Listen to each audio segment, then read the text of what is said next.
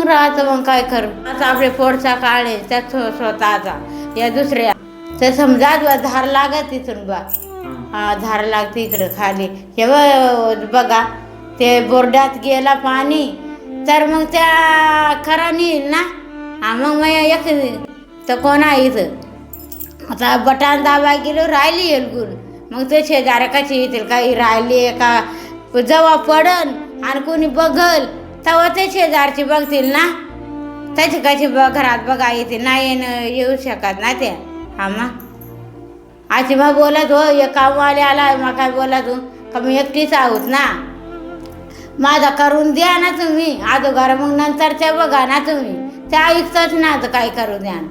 काळ बनून आलेल्या भीषण दरडीने तब्बल 84 आदिवासी बांधवांना जिवंत गेले आणि निसर्गाने हक्काचं छप्पर हिरावून घेत पूर्ण संसार उद्ध्वस्त केला.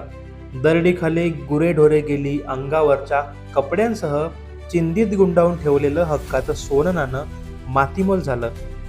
पोटची लेकरं, आई बाप आणि आयुष्यभराची सोबती सोडून गेला. या अथंक दुःखातून सावरत असतानाच आज 19 जुलैला या काळ्या घटनेला 3 वर्ष पूर्ण होत आहेत. आजही आपले बेपत्ता झालेले नातेवाईक कधीतरी परत येतील या भावड्या आशेने हे हतबल आदिवासी बांधव ईर्षाळवाडीकडे डोळे लावून बसले आहेत. या भयानक मृत्यूच्या दाढेतून जे वाचले त्यांच्या पुनर्वसनासाठी शासनाने नानिवली येथे कोट्यवधी रुपये खर्च करून 44 पक्की घरे बांधून दिली.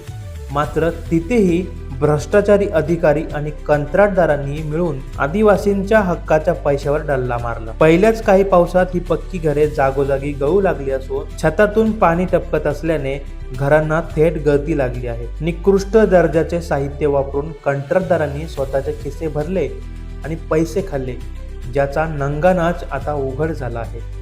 ज्या आदिवासींनी निसर्गाचा एवढा मोठा प्रलय सोसला त्यांना आता या भ्रष्टाचारांमुळे स्वतःच्या हक्काच्या घराच्या दुरुस्तीसाठी सरकारी अधिकाऱ्यांचे उंबरठे झिजवावे लागत आहेत. शासनाचे दार ठोठावण्याची वेळ आली आहे. दुर्घटना घडली तेव्हा मगरीचे अश्रू ढाळणारे नेते आणि अधिकारी आता या गरिबांचे घरे सडत असताना कुठे लपलेत? या मृतांच्या टाळूवरचं लोणी खाणाऱ्या दोषींवर कारवाई होणार का, की नेहमीप्रमाणे हे गर्दुल्ले मोकाटच फिरणार?